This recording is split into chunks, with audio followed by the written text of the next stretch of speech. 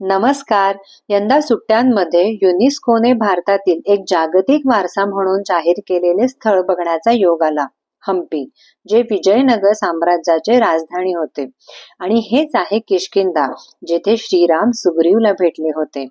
एकेकाळी हे तुंगभद्रा नदीच्या काठावर वसलेले एक समृद्ध, श्रीमंत आणि भव्य शहर होते.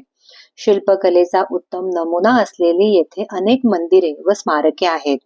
या ऐतिहासिक शहरात जगातील सर्वात मोठे ओपन एअर म्युझियम, भव्य बाजारपेठा, शाही तबेले, भव्य महाल, मंडप, स्नानगृह, विरूपाक्ष मंदिर, विठ्ठल मंदिर, आंजनेय मंदिर आणि मंडपातील मंदिरांमधील भिंतीवरील शिल्प हे हम्पीच्या समृद्ध भूतकाळाची साक्ष देतात.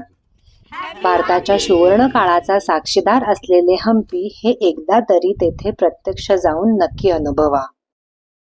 आणि असेच इंटरेस्टिंग